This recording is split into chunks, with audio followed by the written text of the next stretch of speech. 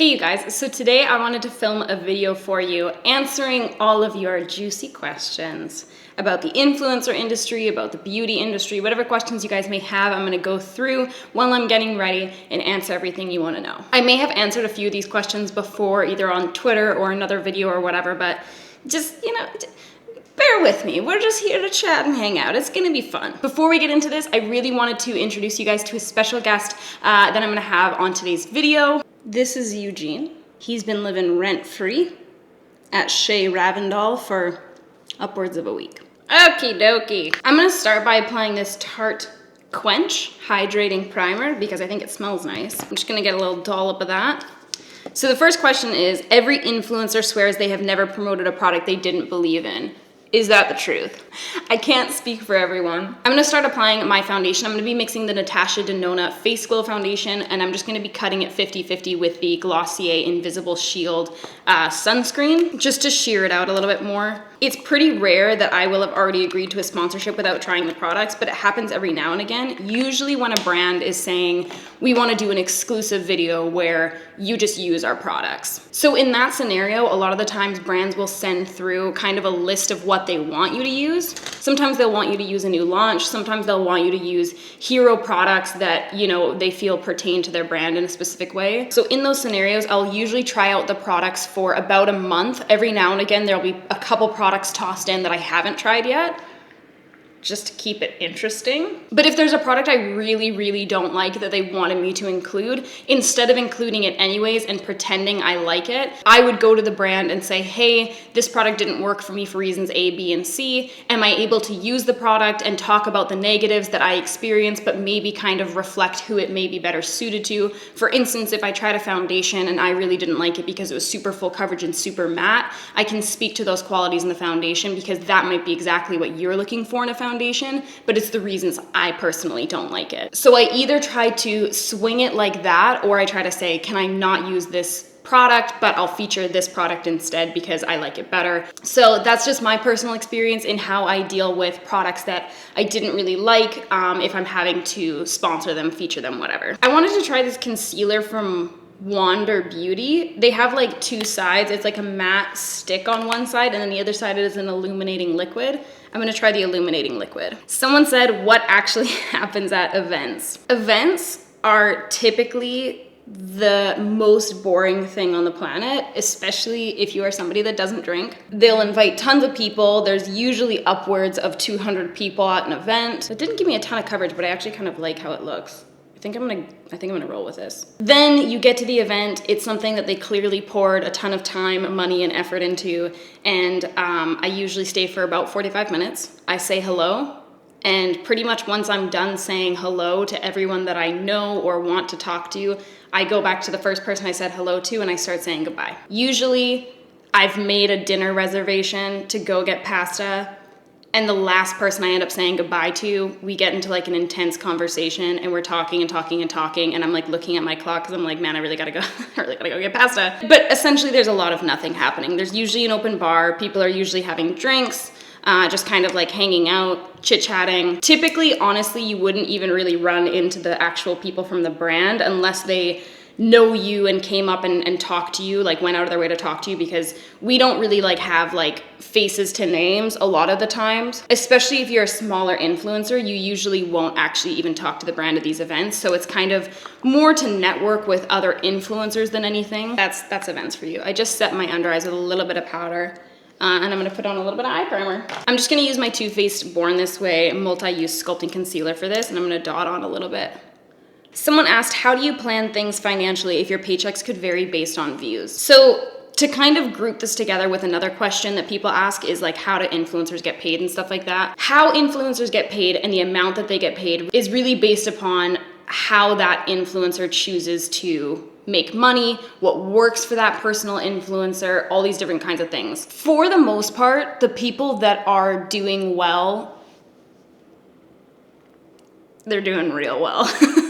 They don't really have to worry about things like bills and whether or not they got a certain amount of views, because usually they're making such an excess amount of money that it really doesn't matter. And I can only speak to my experience, of course, but when I was kind of coming about in this industry, it really felt like I was making no money, I was making no money, I was making no money, and then suddenly I was making more money than I needed. When I wasn't making money, it was really because a lot of brands weren't even involved in social media yet. At that time, you basically just had to budget based on the confidence of what you had coming in. So the issue is that it can take a really long time to get paid out for checks. I've had to wait upwards of 8 months to get a check, which is really hard, because if that's the only check you have coming in, which at one point in time it really was, because the only people that were paying for ads were like tea ads and Sugar Bear Hair and Gerard Cosmetics and like nobody else. And I would basically be spending and paying my bills based off, okay, I know I have this check coming in. But I was lucky in that during that time, I was still living with my parents, so I really had that kind of like stability where I didn't have to worry too much. It just got a little bit harder, obviously, once I moved out of the house again, and then I had to really like worry about myself. Someone asked, do you feel pressure to conform to trends and beauty standards in the community? I'll be honest, I probably never would have gotten like my lips done or gotten Botox or anything like that if I wasn't in this industry. It was something that I honestly never really thought of, and I remember actually in high school, I would never wear colored lipstick because I thought it made my lips look so much bigger than they were, and it like embarrassed me. And to be honest, I don't really think too much about cosmetic procedures when I'm at home. I'm really lucky in that I'm kind of away from the hub of the influencer industry. But when I'm traveling to go to an event, when I'm gonna be around other influencers, the first thing that pops in my mind is that I'm like, okay, I need to go shopping, I need to lose weight, and I need to go get my lips redone. So it's definitely hard to not feel that pressure because you're around people constantly that like, it's their job to look good. And it's different as well based on where you are, in my opinion, because I do feel like LA in particular, you know, it's this hub of like the most incredibly beautiful people on the planet, and they all look so perfect that you can't help but to feel almost less human being around these people, just because it's like, of course you want to look as good as them, of course you want to fit in, of course you want to, you know, have other people look at you the way that you're looking at them. So absolutely. As far as trends go on YouTube and stuff like that, I don't really feel a need to conform with like what people are posting that's getting views or anything like that, because I know that it wouldn't translate well with my audience anyways. If I got ready in a hot air balloon, let's be honest, my comment section would just be like you guys being like, Sam, are you on crack cocaine? Like it wouldn't be a good response, you know? So I really feel like it's important for me to stick to my like branding, which is just me. Someone asked, if at all, how has your personal life been affected by being an influencer? I definitely feel the pressures of this job in my personal life in a lot of ways. I get embarrassed to talk to like my real life friends about the industry and stuff like that, because I just feel like anytime I'm complaining about anything, anytime I'm talking about the industry at all, it just sounds so petty and so stupid. I feel like it's made me really self-conscious how I perceive my value and my self-worth, because I connect it so much to you know, numbers and different stuff like that. So I think it's really added to my sadness. And just kind of, it's something you have to be aware of, especially with friendships and stuff like that, because, you know, everything's online and people have an opinion on it, and people take sides without knowing what's going on. And it makes it that much more pressure, because if I get into a fight with a friend, or if I get into a fight with Matt, or let's say Matt and I were to break up, it's not just like I would be going through the breakup, I would be going through the breakup publicly. I would be going through the breakup with speculation. I would be going through the breakup with people saying like, who cheated on who? What happened here? Oh, it was probably her fault because she's such a bitch. But like, and it's just this weird level of added stress and shame and guilt, and it's just not positive. It's not positive. A lot of people obviously are asking the question of, how much do you get paid? How much do influencers get paid, really? No one cares about my shit. Again, it really depends on the influencer. It really depends on their revenue streams. Smaller influencers make anywhere from literal pennies to maybe a couple $100 on their AdSense. So AdSense is just literally the ads that run before this YouTube video. Medium-sized influencers make usually a couple $1,000s to about like $11,000 a month on it. And mega influencers can make upwards of hundreds of thousands of dollars a month. Then you have affiliate links and affiliate codes. Same thing, obviously this is always gonna go in tiers. Smaller influencers are gonna make less, medium influencers a little bit more, large influencers, massive jump into the tens of thousands, if not hundreds of thousands a month. There's a popular company with many popular influencers backing it. And a lot of the higher earning influencers are making around and over $50,000 to $75,000 a month off of their codes. But don't worry, it really is the best eyeshadow they've ever tried. Then you have actual sponsorships. So Instagram stories, Snapchat, Twitter, YouTube, whatever it may be, like across any platform, you can do sponsored content. People typically make thousands of dollars doing this. Even smaller influencers a lot of the time are making thousands of dollars. Larger influencers can sometimes be charging upwards of 6 figures for an exclusive YouTube video. Medium influencers usually around 5 figures, and smaller influencers usually around 4 figures. Then you have things like paid brand trips, paid events, paid meet and greets, paid appearances, all ranging in prices, usually around a few $1,000s, upwards of 5 figures. I'm sure in some cases 6 figures. How else do people get paid, for Christ's sakes? Jesus. Collaborations like brand deals and stuff like that, which can be continual, like residual income. Like let's say you came out with a Bop It, you would be making residual sales on that Bop It a lot of the times, depending on how that collaboration was structured. Sometimes you might be paid a flat rate for the collaboration. Sometimes you might be paid a flat rate plus commission on any sales. Sometimes you might be paid just commission on sales and have a higher commission. It really depends. So in general, a lot of the top tier influencers are making anywhere from $300,000 a month to upwards of almost $1 million a month, depending on how big they are. Medium-sized influencers a lot of the times are making a minimum of around $10,000 a month, upwards to about probably $50,000 or $100,000 a month. Smaller influencers, it really varies for smaller influencers and micro influencers. Usually they're making nothing, or they're making a few $100s, or they're making a few $1,000s, but it's nowhere in the league of the top people. I'm gonna be using the Fenty Beauty Moroccan Spice Palette. I haven't actually gotten the chance to use this at all yet, so today's the day.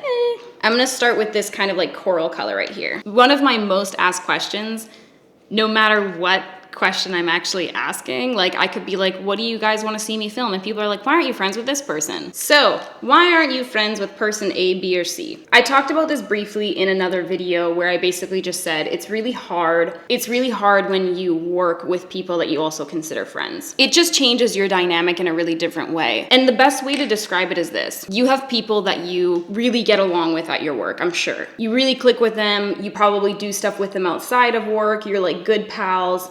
And you would consider that person your friend at the time. Now, let's say you quit or you get fired. Either way, you move on to a completely different job. At least in my experience, and in a lot of experiences that I've witnessed, 9 times out of 10, you stop being close with that person. Maybe you guys still text every now and again, but you do not have the same closeness that you used to have. Because at the end of the day, they were a coworker. And so as much as at the time, it might have really felt like you guys were actually good friends and whatever, to me, the biggest thing to keep in mind is that you guys just have a closeness through shared experience. So because you guys work at the same place, because you guys are dealing with the same coworkers, because you guys are dealing with the same boss, the same gossip, the same like industry things that you guys both share and know about, you guys are gonna have this connection that you don't have with other friends in a way, because friends that you met in high school, like they don't understand your job the same way that your coworker does. So it leads you to really feeling like you are close friends with this person, but it's funny how quickly that relationship can dissipate when you move on to another job. And I think that's the thing with this industry as well. It's not like I don't view my friends within the industry as actual friends. It's not like we don't sometimes have conversations about things outside of work. But for the most part, that's where the connection came from. That's why the connection is as strong as it is. And when you guys no longer work together, so to speak, the connection kind of fades really quickly. I'm gonna pick up this red shade here. So with a lot of the people that I've been friends with in this industry, it really was just a matter of we're not as close anymore. We don't work together as closely anymore. They're focusing on other things. I'm focusing on other things. And a lot of the times there's been things that have happened that have caused falling outs between me and other people. And again, like at the end of the day, we are coworkers. So it's sort of one of those things like when you move on, it's just like the friendship is just done. Why do brands not work with micro influencers more? Okay, I think I'm gonna grab this kind of like maroonish color. This is a question I see being asked a lot, and I see a ton of people on Twitter like complaining to makeup brands being like, you guys don't work with micro influencers, blah, blah, blah. For those of you that don't know, this is like the actual term. I'm not trying to be a shithead. People that have a really small number of followers are called micro influencers. I think that the people asking those questions are getting too caught up in the belief that if you're talented, if you're passionate, you'll do well. It's simply not the case. Like this is business. And business doesn't give a shit about feelings. Business doesn't give a shit about passion. Business doesn't give a shit about talent. The people who are doing well for a reason, and it's not necessarily because they are the most talented people in this industry. It's not necessarily because they're the nicest. It's not necessarily because they're the most professional. It's because they're the people that are the best at business. Brands are able to calculate with very high certainty what their return on investment will be on each person. Sometimes they're looking for exposure. Sometimes they're looking for sales. And ultimately, bad as it sounds, when you are a micro influencer, you just simply aren't getting either of those in the numbers that a brand requires to invest that capital. So as much as it hurts and as much as like it's a shitty feeling because you just want to be recognized because you're working hard and you're putting in that effort and you are passionate and you are talented, brands don't care. They don't care about any of that shit. They don't give a fuck. It doesn't matter. It matters to you personally because you are an artist, you have that within, and you need to hold on to how much that matters to you because that's what's gonna keep you going. But at the end of the day, I think it's really, really important to leave the sense of entitlement behind. And I don't mean that in a shitty way. I just mean it as it's really, really easy to get wrapped up in feeling like you've been working so hard, you've been trying for so long, and nothing's come to fruition. It's natural, it's completely warranted, but it's just not what it is. But again, you have to remind yourself constantly, this is a business. These brands are trying to get back what they want. They're not reaching out to you to be nice. They're not sending you PR because they like you. Everything that a brand does is for a business-based purpose. That's the long answer. The short answer is micro-influencers don't bring enough of a return on investment for brands to invest in them. A lot of people are asking if I feel excluded because I live in Canada. I'm just gonna take a little bit of this kind of sienna color and swipe it across my crease. I think in the beginning I might have felt more excluded, but I actually really am appreciative of the fact that I'm in Canada now. It kind of helps me to like put things into perspective and to remind myself that like the influencer industry isn't everything. It's not the most important thing, and like what takes place in the industry and in my career doesn't determine the rest of my life. It sounds silly, but it's really easy to get caught up in everything when you are around that industry constantly. So I'm actually really grateful that I'm not. I'm gonna take a little bit of the Hourglass Scattered Light Shadow in the color Blaze. I'm just taking that on a Smith 253 brush and I'm going to wet it with Fix Plus. Do they send higher quality products to influencers but sell lower quality to us? When a brand is manufacturing a product, they have an MOQ. Minimum order quantity. That minimum order quantity usually sits at around 25,000. And obviously the smaller the MOQ, the more you're paying for it because you get discounts the more that you're ordering. So it would be hilariously expensive for a brand to order 25,000 units of a different formulation for influencers. So the short answer is no, I don't believe that's happening. I think a lot of the reason why there are discrepancies between whether or not a product is good is because you have influencers that are lying about it. You have influencers that are being paid to promote it, so they're lying about it. You have influencers that genuinely have a different preference than you. So again, I could try a foundation and be like, this is the best foundation I've ever tried. And you could try that foundation and be like, this is the worst foundation I've ever tried, because we have completely different preferences in foundations. So this leads to a lot of distrust, which leads to people coming up with these kinds of theories. But ultimately, no, I don't believe that, because it would be so expensive for a brand to do that. And it wouldn't be worth it because ultimately they know that there's people that will willingly lie about their product, so they don't need to, quite frankly. Someone asked, where do you think influencers will be in the next 5 years? It's really, really, really hard to say. I mean, honestly, the industry has completely changed and formed around us. What the industry is now compared to what it was when I first started is a completely different ballgame. So I wish that I could say, I think this or I think that, but I really have no idea what it's going to be like, how it's going to change. I do know that right now, brands are kind of pulling back their dollars a little bit because they're not seeing the same kind of return on investment that they used to. I think that a large problem with that is that there's an oversaturation of influencers, there's an oversaturation of ads, there's an oversaturation of products. So in my mind, this is kind of how the chain goes. Brands come out with products, an influencer talks about it, you go buy it. Brands come out with products, an influencer talks about it, you go buy it. Brands come out with products, an influencer talks about it, you're like, fuck, I've already bought 3 Sephora orders this month, I need to chill out a little bit, I'm gonna buy one thing they talked about, not 7. Brands come out with products, influencers talk about it, you're like, I really can't, like I have to pay rent.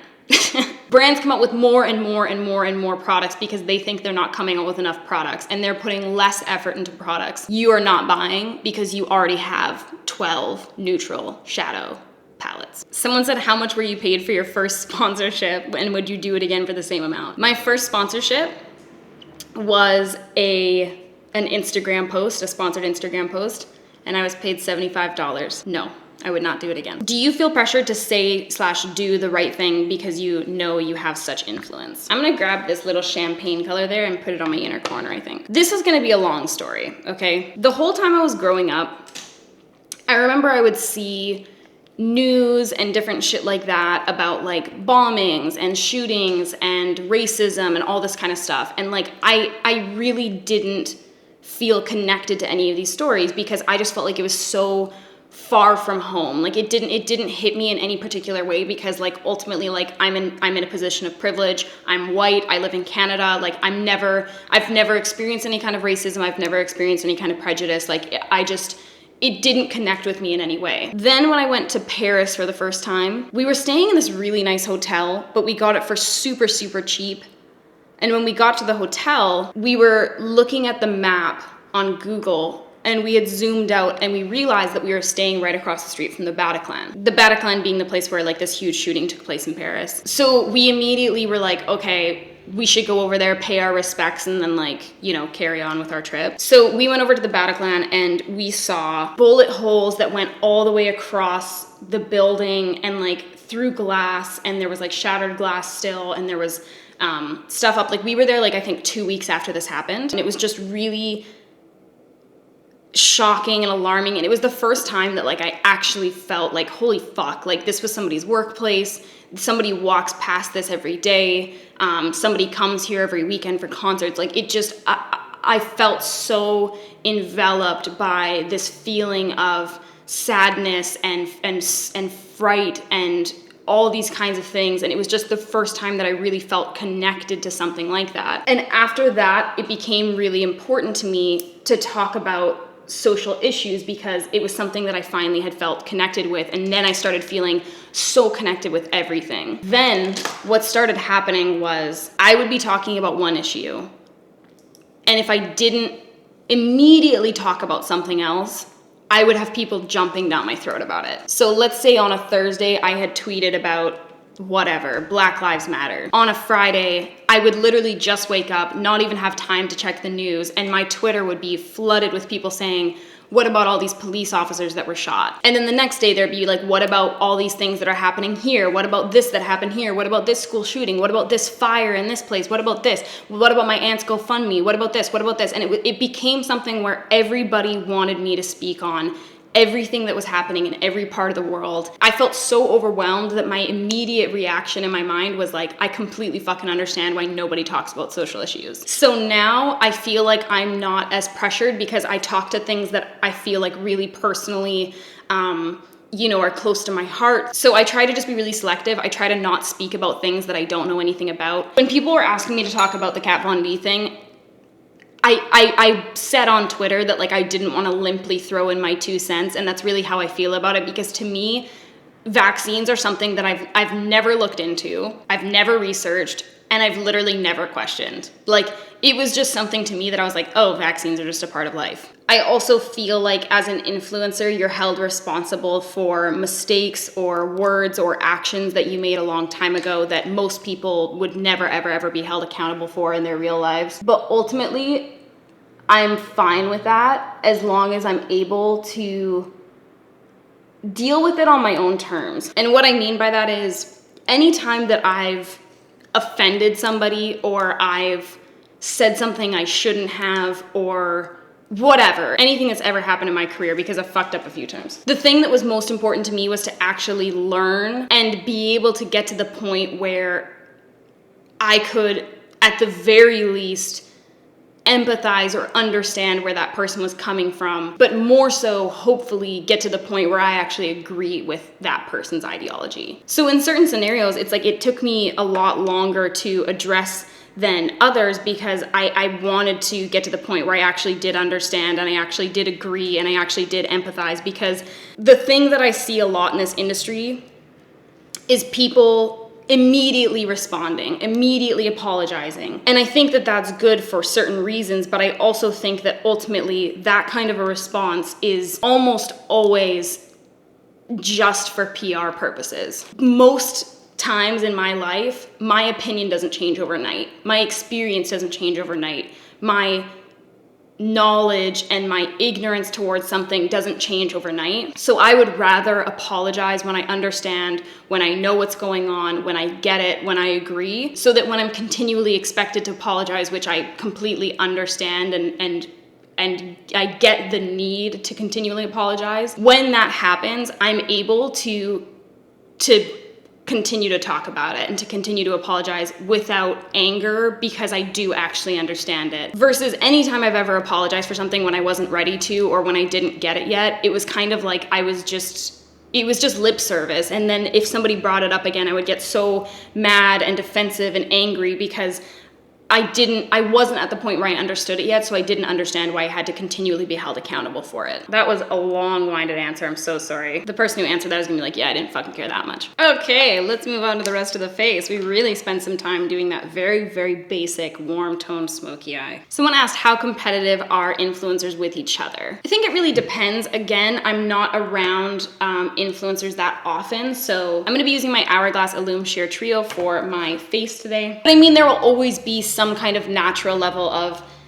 being competitive because you see this person doing so well, you see this person kind of like popping off overnight. And in the beginning, I think it was a lot more competitive than it is now, because I felt like in the beginning, everybody was involved in everyone else's business. Everyone was gossiping like crazy. Everyone was like, I hate this person, I love this person, blah, blah, blah. Like it was really, really catty and shitty in my opinion. And I actually feel like it's gotten better. I don't know if other influencers would agree with me there. I feel like people started to realize that like there was enough money to go around.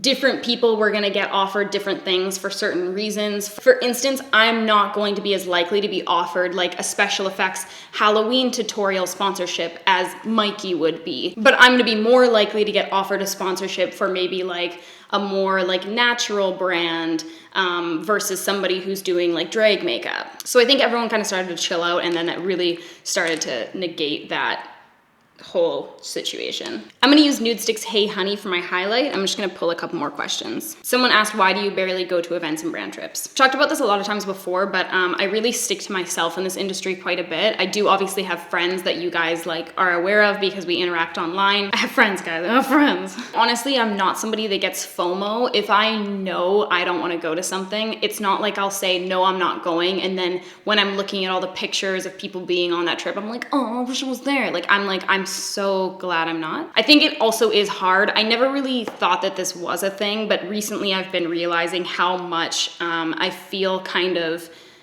not left out, but like excluded by fault of my own because I don't drink. A lot of the times brand trips are people drinking the whole time sort of thing, or like that's the majority of people interacting with each other or spending time together. I'll go to the dinner that the brand planned, and then like everyone will be going out afterwards, and I'm like, I'm gonna go have a bath. I also think that I have a personality where it's so funny, like around my friends and around the people that like I went to high school and stuff with that, it's like everyone else is right here and I'm up here. Like I'm always making jokes. I'm always, you know, kind of like not obnoxious, but maybe a little bit. Like I'm always up here. I'm always kind of like talking, like just so extroverted. But I find that as soon as like I'm matched with a personality or there's someone that's like a little bit more extroverted than me, my personality is like down here. I don't want to compete for the spotlight. Like if someone is like already like more extroverted than me, I'm just like, go hard, dude. So the thing that I found was that a lot of the times I was going on these trips or I was going to events and I was so introverted and so shy and so quiet and so unable to be myself that I felt like I was portraying myself really poorly. So I didn't want to go to these events and give any influencers reasons to dislike me. I didn't want to go and give brands a reason to think that I was like being bratty or that I was like disinterested, because a lot of the times that's how I'm perceived when I'm more introverted. I'm just gonna put on Marc Jacobs Sugar and then I'll answer one more question and I'll fucking wrap this up because this is like the longest video of my life. Someone said, do you enjoy being an influencer? Do you feel that it holds you back in any way? I do enjoy certain parts of being an influencer. I think it's really amazing to get to wake up every day and decide what I'm going to do, decide if I'm going to do anything that day. And I like that I don't have to, conform to what a boss wants me to do or anything like that. Like I really get to call a lot of the shots in my life and I'm really grateful for that. I'm also grateful for the fact that it's opened so many doors. Like I've been able to travel way more than I ever thought I would. I'm able to interact with so many more people and meet so many more people than I ever thought I would. I think the thing that holds me back the most is that you get kind of an unrealistic view of what life is. You get in your mind that what you're experiencing now is almost normal in a way. You get used to the money, you get used to the lifestyle, you get used to being able to buy all this kind of expensive shit, and you think that those things actually matter. And I think the thing that I struggle with a lot is scrambling to figure out where my longevity is going to come from. It's not that I don't believe that I am talented or that I'm good at business or that, I have skills, because I definitely do think that, and I think that I'm intelligent, and I think all of these different things about myself, but I genuinely lack the skill set that would put me in any kind of position to make the amount that I'm making now in a traditional career. If everything was to fall apart on social media, I couldn't just seamlessly slide into a job as a CEO. So I think the thing that is scary for me about that, and that kind of holds me back in a way, is that I feel really, really tied to this job because I recognize that I'm not going to be able to continue to live the life that I've built for myself in any other way but this. So as much as this job is really negatively impacting me in certain ways, and as much as I don't find very much fulfillment through it and different stuff like that, I know it upsets you guys when I say that, but it just is, it's the truth. I don't find taking photos of myself and filming myself every day fulfilling. I don't feel like I'm, impacting a greater cause. I don't feel like I'm changing anything in the world. And like, I really was the kind of kid where like that was my plan. So it's hard in that I feel really tied to this job, and I feel like I'm scrambling to figure out what I'm going to be able to do that's going to keep me in the position that I am now. And I also feel like it's held me back in the sense that I started doing this when I was about 19. I'm 25 now, and I feel like I've spent the majority of my adult life focusing on things that don't actually matter or add to my happiness. So I've been focusing on things like, how do I get more money so that I can buy a nicer car, so that I can live in a nicer apartment, so that I can buy more clothes, so that I can afford to get my nails done, afford to get my hair done, afford to do this, do that. I've spent so much of my life focusing on those things rather than focusing on, how do I cope with my mental illness? How do I learn how to sustain a healthy diet? How do I learn how to get into a rhythm of going to the gym, of exercising, of balancing my life between my friends and my work and my family? So I don't ever feel like time is wasted. I feel like I learned valuable lessons up until now. But I do feel a little bit ashamed that I spent so much time fixated on things that I wish I had spent focused on other more important things that are gonna lead to my long-term happiness. Did I even put on my highlighter? I don't think I did. I'm gonna quickly do that. Ending on that existential crisis, I hope you got your question answered in a very roundabout, long, drawn-out way. If you guys have any other questions that you're dying to know about, you can ask them in the comment section below. Will I respond? It's a toss-up. Thank you guys so much for hanging out and chatting. You weren't chatting, I was chatting. Thanks for hanging out with me. I'll see you guys next time. Peace out.